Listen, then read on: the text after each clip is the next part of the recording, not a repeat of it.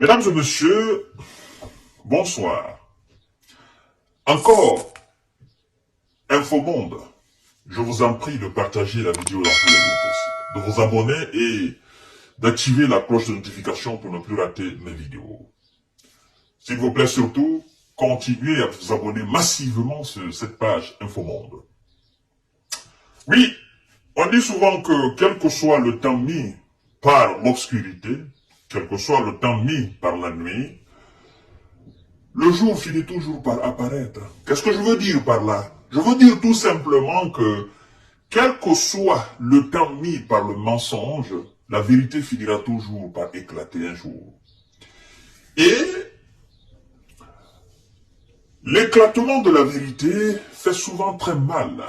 Ça crée des ennuis. Vous comprenez? Au début, on nous a parlé de la Légion internationale. La Légion internationale.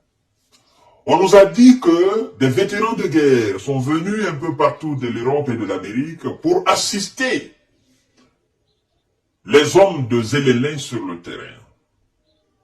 Petit à petit, la version a changé. On nous a dit tout récemment qu'il y avait déjà des troupes otaniennes sur le terrain. Je fais allusion naturellement à la déclaration du Premier ministre polonais. Et puis, il y a des experts des anciens travailleurs de la CI, de la CIA, des agents du renseignement militaire de la Navy, nous ont fait savoir que l'Hexagone avait déjà envoyé quelque chose de 100 hommes et qu'il y avait 1000 et quelques, 1500 qui seraient sur la liste. D'ailleurs, il faut dire que c'est le patron du service de renseignement extérieur russe qui a levé, n'est-ce pas, le voile sur la question d'envoi des soldats français sur le terrain. Lui, il a dit qu'il y avait quelque chose de 2000. Maintenant, puisque ça fait beaucoup jaser, bon, les deux camps ont finalement décidé, si on peut dire ainsi, d'officialiser cela. Qu'on ne puisse plus dire des mercenaires français, qu'on ne puisse plus dire des gens de la Légion étrangère, qu'on ne puisse plus dire la Légion internationale, qu'on dise tout simplement des soldats français en Ukraine. Mais dans quel cadre? Ils ont trouvé un cadre spécifique. Mais il faut être dupe. Dans ce dossier, pour avaler cette salive très amère d'instructeurs français en Ukraine. Je dis, il faut être dupe pour pouvoir avaler cette salive très amère. Parce que, laissez-moi vous dire, mesdames et messieurs, les Russes ne sont pas dupes.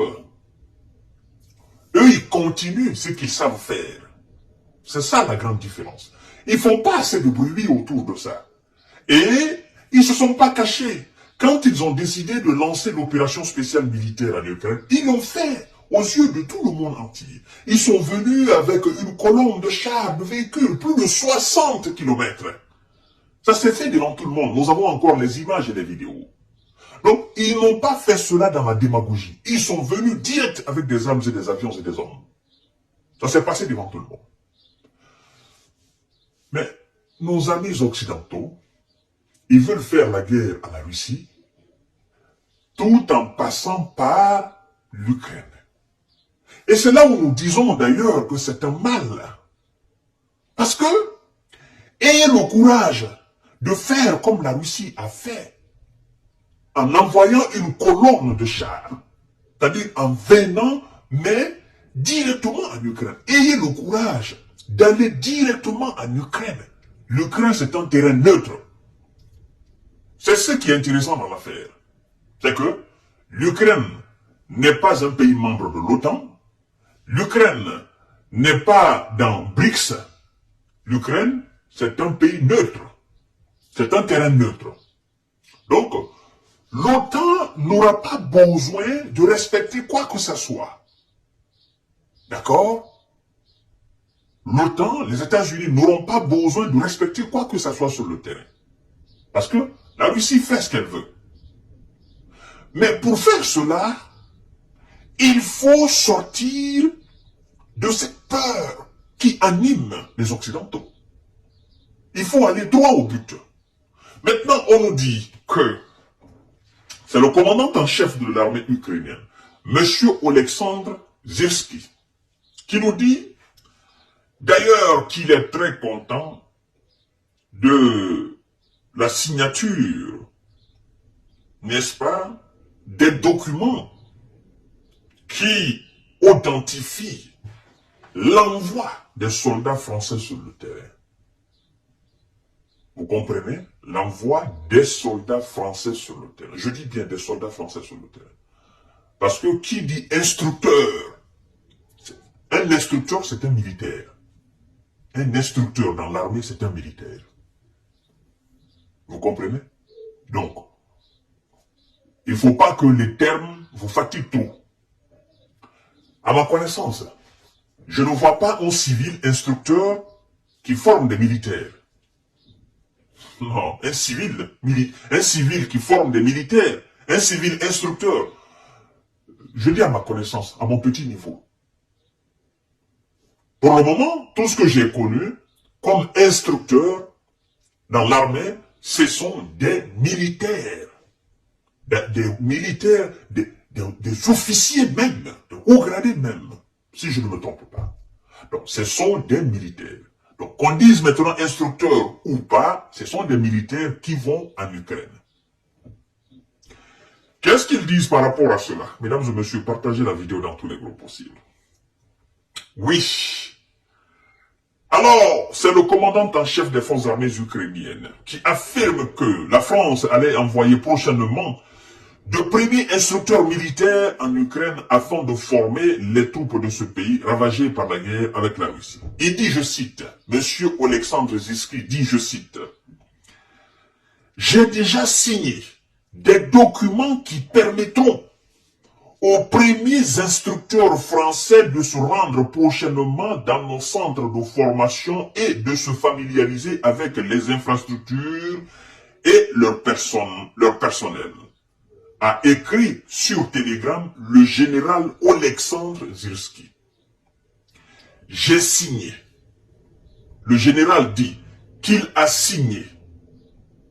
Il dit, j'ai déjà signé. Il faut ajouter déjà.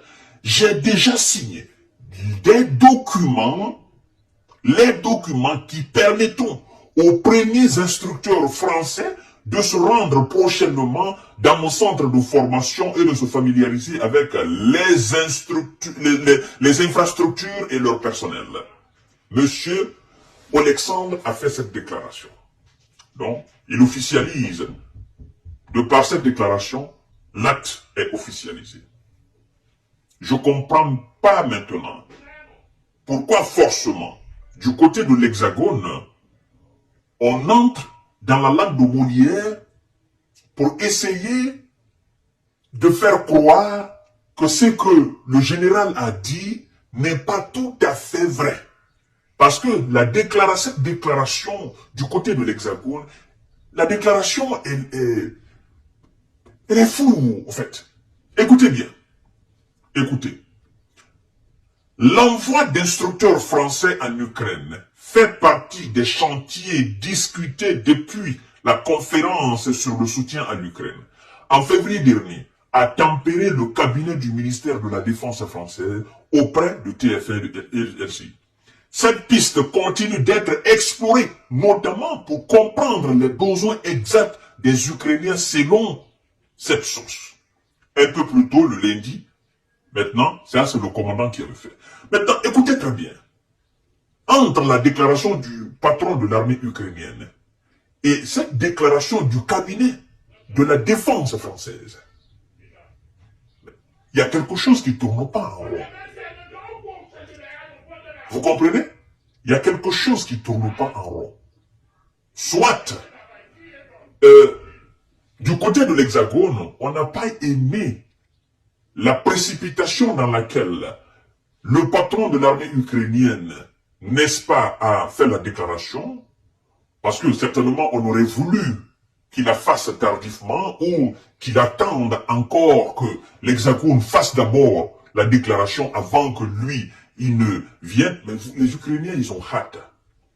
Tout ce qui leur permet, selon eux, de vendre la peur aux Russes, ils le feront. Parce que peut-être, selon le général, en faisant cette déclaration de l'envoi des soldats français, instructeurs comme ils appellent en Ukraine, peut-être que la Russie va avoir peur pour dire « Oh, ils vont envoyer des instructeurs pour former. » Peut-être selon lui, ça va être comme ça. Mais du côté de l'Hexagone, c'est pas comme ça. On aurait voulu que les choses se passent. Parce que lorsqu'on dit l'envoi d'instructeurs français en Ukraine fait partie des chantiers discutés depuis la conférence sur le soutien à l'Ukraine en février dernier, a tempéré le cabinet du ministère de la Défense français auprès du TFN de LCI. Cette piste continue d'être explorée. Donc, le cabinet du ministère de la Défense ne confirme pas à travers cette acte. On dit cette piste continue d'être explorée. Mais pourtant, l'autre a dit qu'il a déjà signé les documents et qu'ils vont venir prochainement. Pourquoi vous ne confirmez pas directement? Ne soyez pas dupes, ne soyez pas bêtes. D'accord? Vous savez, c'est des choses ils sont en train d'officialiser les choses. D'accord? Comme le monde sait dorénavant qu'il y a des soldats de l'Hexagone sur le terrain, aux côtés des Ukrainiens, donc ils sont en train de trouver un moyen d'officialiser cela parce qu'ils ne peuvent plus le cacher. Ça devient trop lourd. Hein? Que la France sache dorénavant que le peuple français se rend compte dorénavant que oui, nos hommes sont sur le terrain en Ukraine. Donc voilà, certainement dans les jours à venir, la France de son côté va mettre les choses sur l'éclair pour dire oui, nous envoyons des instructeurs. Mais bon, qu'on envoie des instructeurs ou pas. D'abord, on envoie les instructeurs pour aller former les militaires. N'est-ce pas? Des nouveaux. Mais s'il n'y a pas, qu'est-ce qui va se passer? Parce que les gens sont en train de fuir. Vous voyez, mesdames et messieurs. Alors, chères dames, chers messieurs, chères demoiselles, je pense que vous avez compris la quintessence de cette histoire. C'est que du côté ukrainien, on a fait la déclaration, on a reconnu, et puis voilà, du côté français, peut-être que la peur encore les retient, ils ne savent pas comment la Russie va réagir, donc eux, ils sont encore en quelque sorte dans la délégation, c'est-à-dire on couvre d'abord l'information, on ne veut pas que ça soit comme ça, et puis voilà, on continue d'explorer la piste, et voilà, ça fait l'objet de conférences, machin. On a déjà compris. N'ayez pas peur. Dites tout simplement que vous avez envoyé des hommes sur le terrain. Qu'ils gagnent maintenant ou qu'ils perdent, mais que ça soit officiel et que le peuple sache réellement que les Français étaient sur le sol là-bas. Partagez la vidéo dans tous les groupes possibles et à tout à l'heure pour notre série d'informations de décortiquage. Merci.